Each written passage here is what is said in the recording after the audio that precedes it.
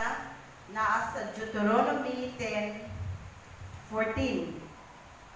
So ako ni siya giuluhan o biyahe sa kinabuhi.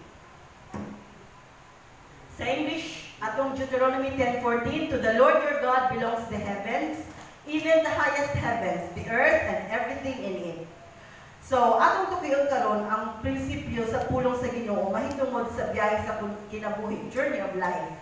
Kitang tanan nga biyahe adlaw-adlaw na ay short distance, na ay long distance nga travel, either by land, water, or air. Pag-ani nato diri nagbiyahe ta nga sa tricycle, ang uban po nagbaktas. Last month, salamat mi sa Ginoo kay gitugot niya nga mag-travel mi by air. O usa to ka wonderful experience kay sa kaupat namo og sakay og eroplano, natistingan ako og ingkod sa likod, pinakalikod, pinakaatubang pod nga atong migid ang flight stewardess ug naa sa tunga-tunga. So, nindot tong experience kay na-compare nako kung asa ang mas nindot mo ingkod di ay. Og salamat sa Ginoo kay ang ato ang mga biyahe, no? Along the way, usahay na yung mga problema, mga disgrasya, mga challenges, pero God is in control of everything. Kaya naingon mo siya sa Deuteronomy 10, the Lord your God belong the heavens, even the highest heavens, the earth, and everything in it. So, karon unsa man ang pipila ka prinsipyo sa pulong sa Ginoo mahitungod sa biyahe sa kinabuhi. So, mag-isgot ang tulong ang principles. Una, God owns everything. So, we have to give reverence and obedience to the owner. Ang Diyos ang nagtag-iya sa tanan. Diba? Ligayon kayo na sa atong gibasa nga iya sa Ginoo nga inyong Dios ang tibuok langit, ingon man ang yuta ug ang tanan nga anaan niini. So iyaha ang tanan butang iyaha. Mo na kinahanglan mohatag ka og respeto ug pagtuman sa tag-iya sa tanan. Sugod sa Genesis hangtod sa Revelation, ang scripture mag-emphasize gid pirmi sa ownership ni God sa tanang butang. Nasa Leviticus 25:23, familiar sa inyo, no? Ano yun? The land is mine. Naikanta ko dani. The land is mine, and you are but aliens and tenants. Sa Psalms 95:4-5, niingon siya, in His hands are the depths of the earth, and the mountain peaks belong to Him. The sea is His, for He made it, and His hands formed the dry land. So siya gid ang tag-iya. So sa man ang prinsipyo behind ini, that we have no ownership of anything. Wala gid tay panag-iya sa tanan. Even ang atong kinabuhi dili nato panag-iya. Psalms 24:1, ang kinabuhi nato dili nato panag-iya. So it is rightful to give the highest reverence and obedience to the owner. So sama man nato pagbuhat niini nga makahatag ta og tibuok nga respeto o obedience sa honor sa tanang butang or honor sa atong kinabuhi. Kaya siya man ang tag-iya. So, samtang nagbiyahe ko, pabutuan, bachelor ko, na ay kusog kaayo ng padagan na halos, wala bitay ninyo. Kasi nga akong tapad, nag-comment siya. Ingon siya, grabe mo kapadagan, wala magtag-iya sa dalan. So, naman ko sa iyahang istorya ba, nakaingon ko nga, may panintao, kaya nakabalugid siya, madiligid tag-iya ang tao sa dalan. So, dili ta wala ta nag-iya sa dalan. O ang anak ko sa kinabuhi, usahay, magpatuyang punta. Kana bitang patuyang ang sa kaugali mong gusto, nga kung kana bitang makapaharuhot punta sa atong kaugali mong gusto. Many times, kung ato gid siya tan-awon, daghan mga higayon nga ang atong gusto, way atong gusto buhaton. So, mao na nga o tinuod jud ni sa kasagaran bata-bata pa bitaw ta. Kaya kung bata-bata mo pa ta, makarealize kita mo edad-edad na ta, nga gusto nato ato ang pamaagi, gusto nato ato ang gusto nato nga magpandahuros sa dalan, gusto nato nga ang ato matuman, no? So ani ang prinsipyo nga dili ato ang dalan, dili ato ang dagat, dili ato ang hangin. Mao na ang ayan nga mamalandong ta unsay gusto plano sa tag-iya niini. So unsaon man nato sa paghatag og reference So mao na mamuhatag ta amo musubay ta sa kompas sa kinabuhi kani ang Biblia nasayo na matagtanan no. Nga kani siya ang kompas gid sa kinabuhi pulong sa Dios. So wala tay panag-iya so susihon nato kung unsay atong gusto. Example, si Pastor Taraw tagaan ko niya og motor. Karon kay siya may tag-iya sa motor, musulti siya sa ako nga asel ang motor imong hinluan. So ako na dumdumon. Imuha ng kaning amumahon, dumdumon na nako. Tapos pag abot sa panahon nga ma-expire ang rehistro, imo na i-rehistro. Tapos dili ka mo drive o wala kay lisensya. So kanang tanan, ako ginadumdumon. Kaya nga naman, dili man ako ang tag-iya, si Pastor man. Kung unsay mahitabo, nga dili maayo sa motor, dili man ako ang maulawan, ang tag-iya man ang maulawan. Kay siya man ang nakasulat sa pangalan sa motor. Ako, iko ra ko gipiyalan. So ingala punta. Unsaon man nato paghatag og obedience o pag-reverence sa ato ang honor sa atong kinabuhi.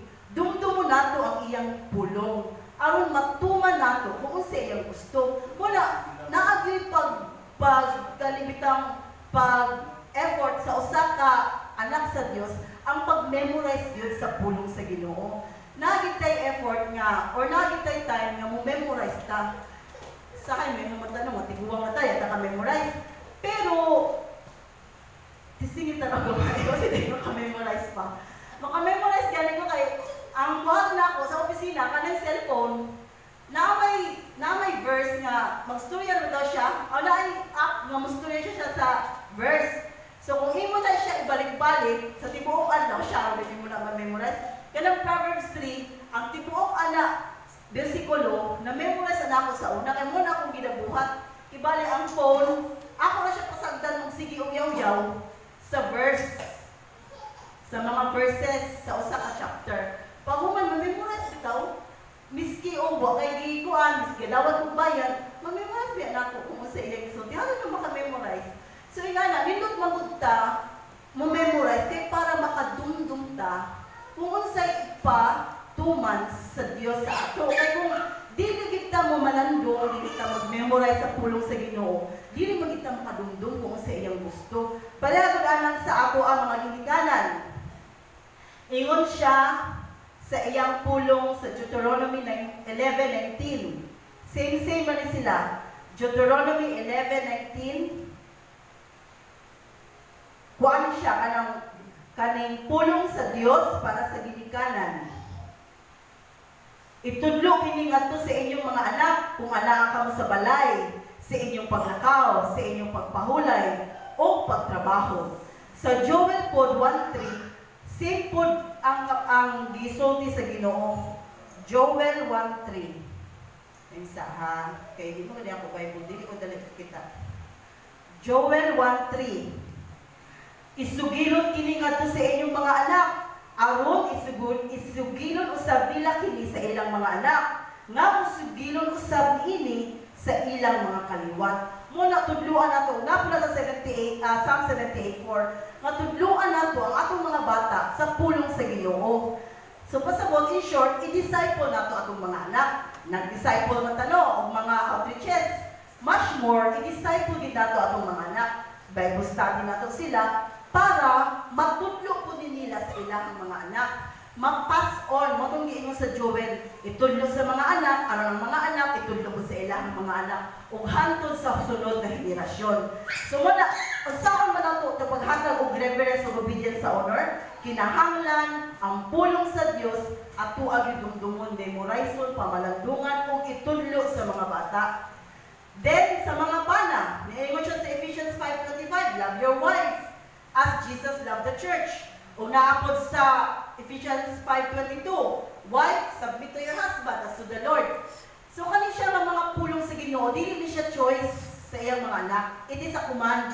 Pasabot, kinahanglan buhaton. Dili siya nga naakay choice nga mubuhat or dili. Kay kini nga pulong, command man siya. Wala man siya niingon nga, you can submit or you cannot submit. You can love or you cannot love. Diretso man, command siya. So mana, akali siya na command, gikan ni sa honor sa atong kinabuhi, tag-iya sa atong kinabuhi. So mo na kinahanglan nga tungod kay nasayod man ta nga dili gini atong kinabuhi atong sundon kung unsay gusto sa tag-iya sa atong kinabuhi. O memorize ang binato, dumdumon binato ang mando. Kaya kung si pastor na akong gihatag og example kay ina, kung ako maglimot-limot ko sa iyang gisulti, taraw nakalimot ko nga di mo drive ko wala lisensya. Wala ko nagtuman sa iya, wala ko naghatag respeto sa tag-iya sa motor, o wala ko naghatag o pagtuman sa iyang pulong. Taraw, kung naglakaw-lakaw o sa girit ko o dagan sa motor, so wala ko naghatag o katumanan sa iyang pulong. Muna kinahanglan Diyos sa mga anak sa Ginoo kitang tanan nga magdasi kita kada adlaw sa pag-memorize sa iyang pulong. Dili gyud hindrance ang edad sa pag-memorize sa pulong. Pero kung dili na gid makaya, halap padayon sa dili pag-memorize. Pero nindot gina mag-memorize ta sa iyang pulong para madumduman nato kung asa to siya. Labi na kita mga ginikanan kaning Joel no. Ato gid ni dumdumon ni Joel 1:3. Kay mo ni ang atong ipasa sa atong mga anak. Actually, mo anak tama. Ang akong ipasa sa akong mga anak, ang bahandi nga akong naangkon. Actually, hindi naman na imong bahandi. Gihatag na sa Ginoo. Wala kay right nga ipasa sa imong mga anak, ay hindi man na imo. Pero ang mapasa nato sa atong mga anak, ang pagtuman sa Dios, nga kaning pulong niya, itudlo nato sa ila. Mo hindi siya ang dili mawala o mahanaw. Tapos sila na pod, mutudlo na pod sa ilang mga anak. O so on and so forth. So mo na ang iyang pulong dili yun mahanaw. O dili po nato pa nag-iya ang oras. Natoy one time ba, nagbiyahe sa Pagongtago, one lane man siya. So, kinahanglan isa-isa, basta one lane no. Ug na may isingit yun, isakyanan nga, kuhaan to siya nga sakyanan ka ng, pindot siya nga sakyanan, puti. Singit siya, so, nakakos na noa siya o kadugay, delay. Tungod kay, nisuksok magit siya, miskig na ato hindi rin naging mga stop. Nisuksukid siya, tungod kay ang rason ay ato, madili na siya sa flight, kinahanglan makaabot siya sa iyang flight mo na nga nisuksok siya. So ang ending, na-delay siya sa iyang flight, kay daghan na nagpadulong diri, siya lang may nagpadulong dito. Mula nga sa atong time, di kita ang nag-iya. Kinahanglan, muhulat ta sa honors sa time. Maghulat ta patiently, daghan mga giampo, nga wala pa na answer, pero hulatan na to. Kay ang tag-iya sa oras, siya man ang maghatag. O while waiting, we have to do the right thing in a right way, in God's way. Muna siya nga atong i-share ang pulong sa Diyos. Kay, mo na siya ang insakto. Ikaduha, God owns everything. Muna siya ikaduha nga prinsipyo. He allows obstacles. That is why we have to give thanks to the owner. So sa atong pagbiyahe, di maging balikayan ang lipaong dalan, kung sa dagat, naagyo'y palod, kung sa plane po, na-avoid turbulence. Kanang turbulence, kung ang airplane, mahit siya o strong na wind current, nga makapush or makapull sa plane. So muna siya na ay turbulence. So sa turbulence, maigno na to siya makasambok or kabuliyang. Then, dili jud malikayan, kini nga mga panghitabo sa atong biyahe, naagyo'y libaong. Mo na mayingon nga, kinsa maning Disa nagsimento ron, diri dapit, nakadungit ko sa bachelor, diri nga dapit kang, congressman sa Pimentel, diri nga dapit kang, sa itong karaan, katong Jed Falcon, mga tawa kami, mga tawa kami sa katong inspector, kay, niagi ta sa dalan, di kuan, karon niagi na ta sa dalan, di kuan. So, naagi mga lipaong sa kinabuhi. Samtang ta magbiyahe, dili siya malikayan, na ay turbulence, na ay mga kuan kaning mga strong winds. Katong nagsakay ni plane, kaupat kami nagsakay no, Butuan, Cebu, Pampanga na po Cebu na po Butuan. Kabalo mo na, mag-predict turbulence. Na-memorize din ako ang isulti sa pilot. Kadala turbulence rin siya, ladies and gentlemen, we're experiencing some turbulence. Please return to your seats and fasten your seatbelts. Musubay mo sa iya kahit na-memorize naman ako kaya pag-ala na rin, mawag hapon na turbulence, pag-ala na turbulence,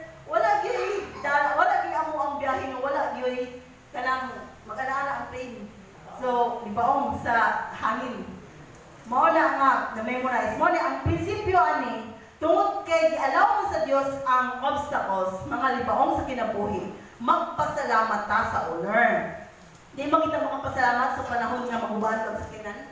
Wala'y makapasalamat sa panahon nga magubahan ang sakinan.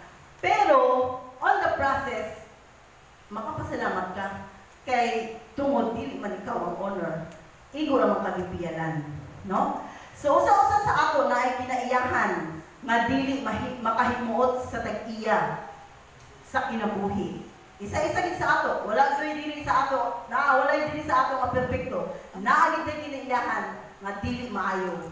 O mga bitaw na nga kinahanglan naay katungod jud ang tag-iya sa tanan sa pag-umol sa atong kinaiya. Kay ngano, gusto man sa Dios nga mahisama ta sa iya. So mo na magpasalamat ka kung iumol ta sa Dios, kung naay mga pagsulay, naay mga disgrasya usahay sa dalan, naay mga challenges sa dalan. Kaya ang gusto sa tag-iya sa kinabuhi, kini ang kinabuhi, umulon ta sa kinaiya nga sama ni Jesus. So mo kita siya ang pinaka, mo na magpasalamat ta. Kung naay mga challenges sa kinabuhi, pasalamat ta. Salamat Lord kay imo kong umulon sa kinaiya. Dili na iwan nga kung pastor na siya, dito na siya, pare na siya, perfecto na sila. No. Kaya kitang tanan, naagay pag-develop.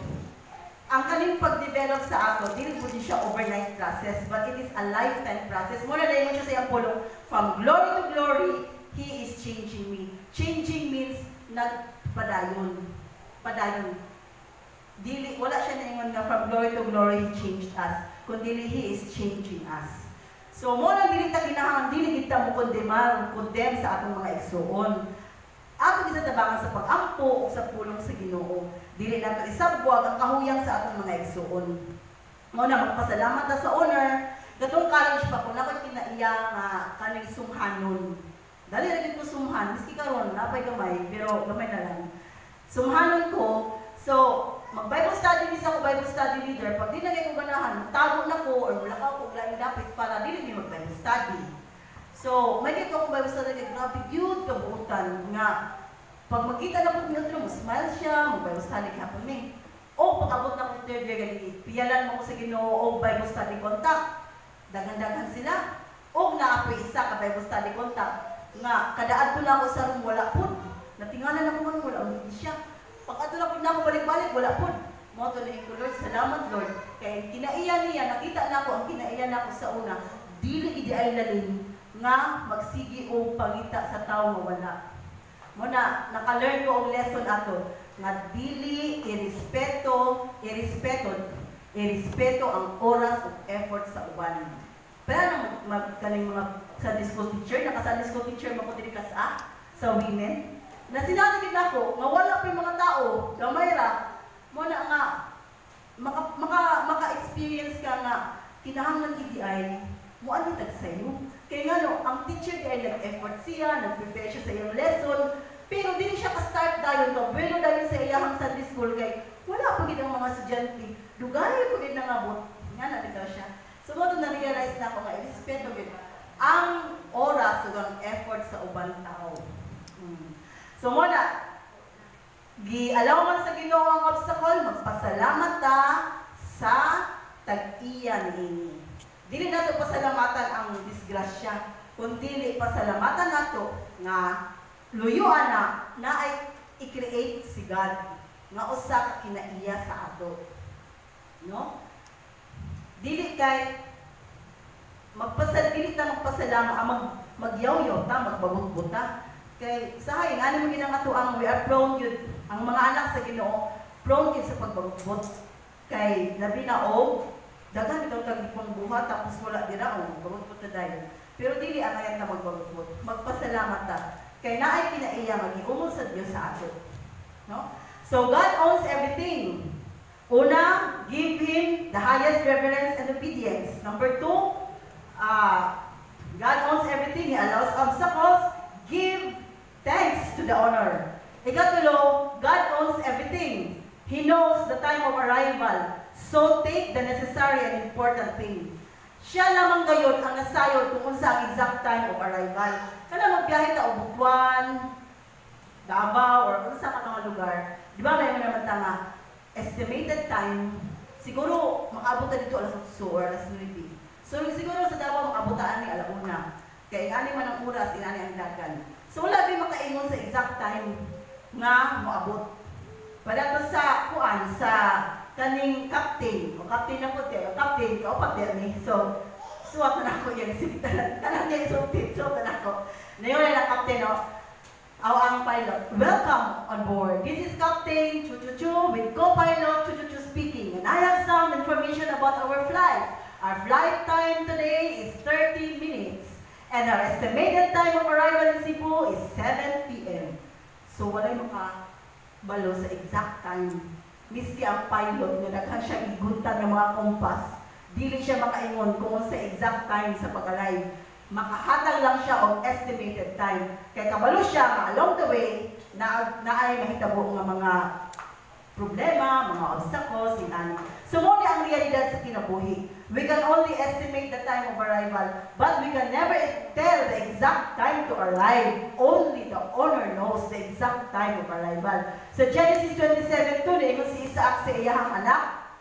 Atong gibless na bitaw niya si Esau, tapos ang nagatubang kay si Isaac. Ngayon siya, I am now an old man and don't know the day of my death. So wala, miski si Isaac, wala siya kabalo sa iyang adlaw, oras na siya, waon sa Dios. Sa Ecclesiastes 9:12, niingon ang pulong sa Ginoo, no man knows when his hour will come. So ang atong flight time, dito sa kalibutan, it could be 20 years lang, diba? Sa kaning sa minteryo na itong mga lumon, itong mga lumon, na ako'y igo-igo ng lumon. So, ang atong travel time diri, pwede po marana sa Butuan, pwede 5 hours, sa Davao, 6 hours, kung magpachilon. Kita po, ang ato ang travel time, pwede po 20 years, di sa kalimutan, 30 years, si Mama, 72 years na, karong Sunday, pwede po 100 years, no, on earth. Pero, kitang tanan, wala ka na sayod sa exact time kanus ata mo abot sa ato ang paglakaw. Kay hindi mo ba siya, we are but aliens and tenants of this world. So, naglakaw rin kita din kalibutan. Wala ka na sayod kung unsa ang exact time. Muna ang principle ni Eli, take only the necessary and important thing in life. Kaya wala ka na sayod kung kanus ata mo abot. So, ang atong dadon, ang mga importante rin yun, o mga kinahanglan ng mga butang sa kinabuhi. Wala may magbiyahe din no, madalo ng tibok balay. Imposible nga dalo ng tibok balay kay dako din mo baggage. Kung magbiyahe ta, ang atong dadon pipilara ka mga clothes, toiletries, food, mga tickets, mga passes, mga ingana.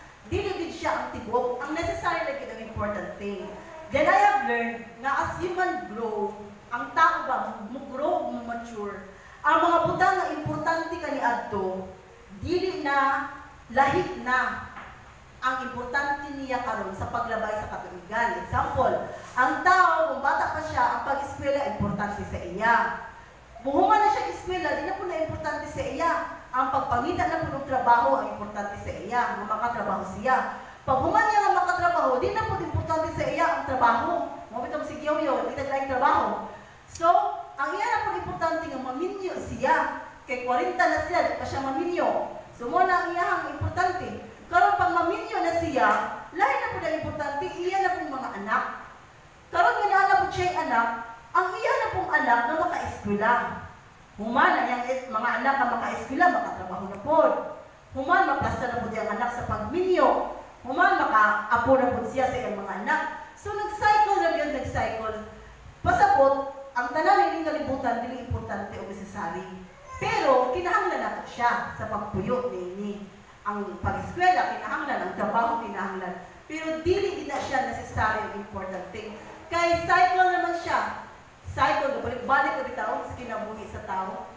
Mauna ka, kinahanglan, akong bansay-bansayo, kung sa diyang importante nga mga butang, na kinahanglan na nato dadon. Kaya mo matakasayod sa time of arrival nato, di ba no? Sa una, hindi ko mamalit yung Pyrex, Vision, Ceramics, nato kay Ceramics sa ilang mamas, butangan na ng mahal na bagit kayo, butangan na mga tanong, ako mga Pyrex, dihatag na ako sa iyaan, ang Vision, dihatag na ako sa Basta kay hilig ko ato sa una kay bago pa mo na ninyo. Kay mo lang importante na sa una sa ako ka lang magpalit ko yung ani kay ngano pag mag-birthday na ko'y butangan. Pero pag ako sa birthday kay di mo kumutang ato kay mabuha man. Ang katoy akong plastic akong butangan. Parang ingala na bitaw no parang nonsense naman mo ko ani. Tapos ito ganyan, sige na ko og tan-aw nga nag-display sila. Wala man ko ganahi. Mo ta ako kagipanghatag. Og karon minimalist na ko. Di na ko mopayad og mga butang at dili gamiton adlaw-adlaw. Mo bitaw ang among baso unong bra. Anay maka ato dito. Og karon mo baso. Ang amo ang kutsara gamayra. Amo ang kutsara unong rapon, ang plato unong rapon. So unsa man di ay ang necessary o importante nga mga butang. Mo na mga babae no, dili kita palit og kanang plato. Kahit mo ni kasagaran sa mga babae, pamakita agad yung plato man bag-o, patapod. So ibutan lang mo sa kabinet. Dala ko yung bag-o, patapod, ibutan lang mo sa kabinet. Nagbuot ang kabinet sa plato, tapos dili magamit ikaw na i-display. So dili siya kuan necessary. Kaya pag ako sa sunog, mga hanaw ng tanan. Pero kung ating inining luar, nagislot siya nga grabe ang iyahang mga ipamaritas nga hanaw ra. Masunog lang ang inyong tanan. So, wala ko sa man ang necessary o important. Atong tanaw ng atong Biblia sa Matthew 22:37-39, giwali ni Pastor, o Mark 12:30-31, pareho na siya o context. Matthew 22:37-39. Mo ni siya ang pinaka-importante nga atong dalhon.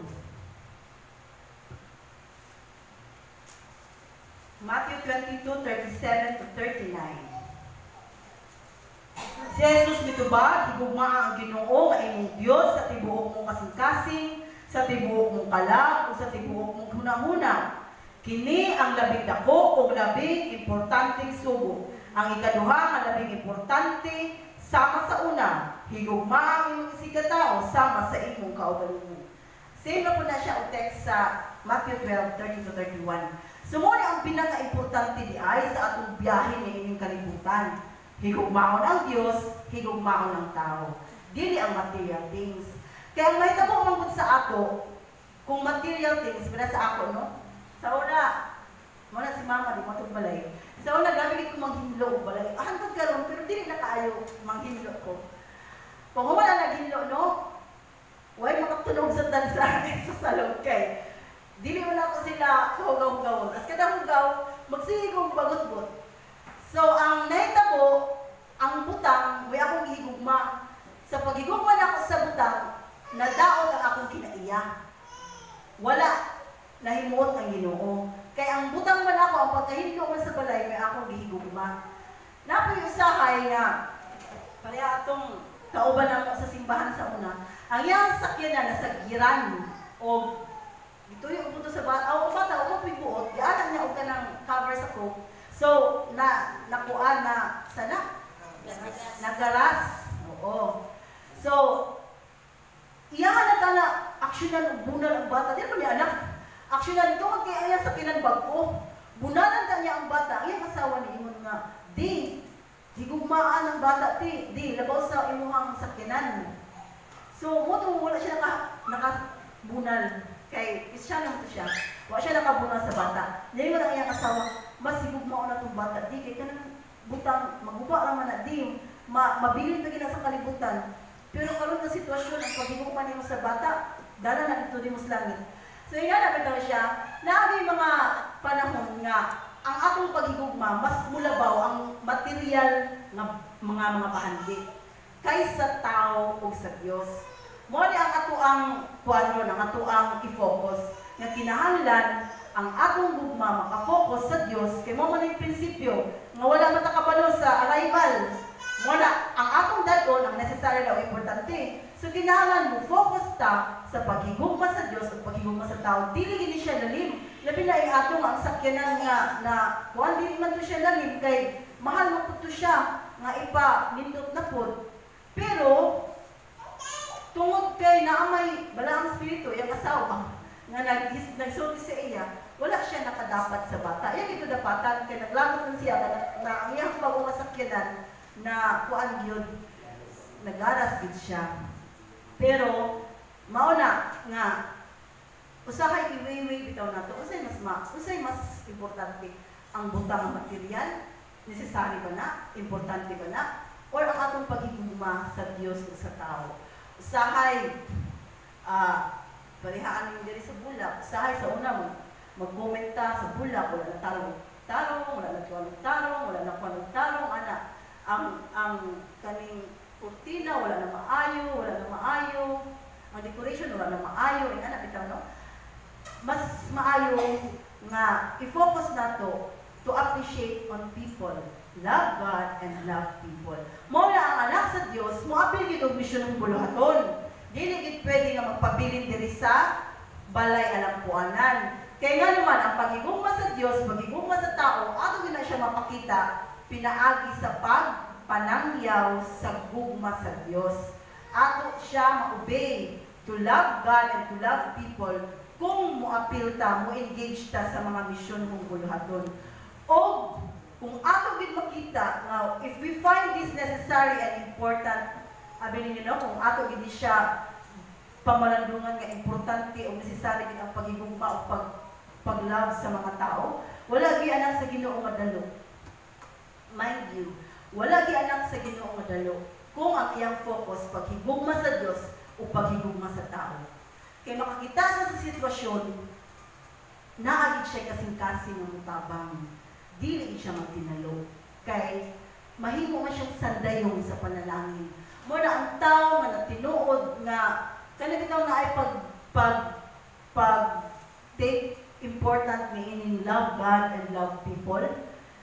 Kuha sila malipayon na tao nga naay compassion for me.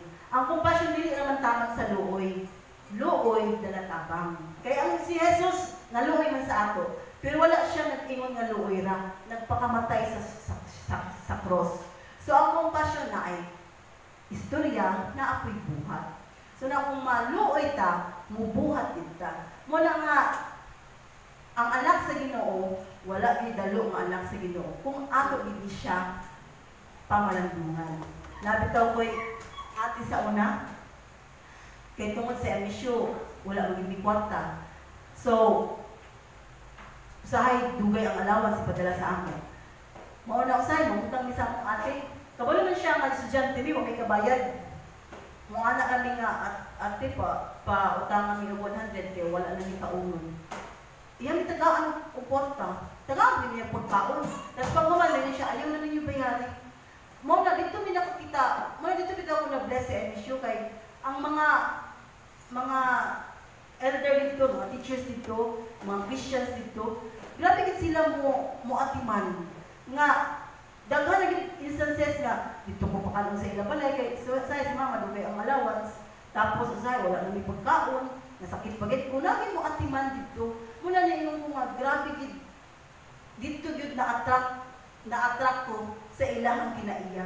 Muna, daghan ma-attract sa ato, kung atong kinaiya, ato sulabi ang paghigugma sa Dios o paghigugma sa tao.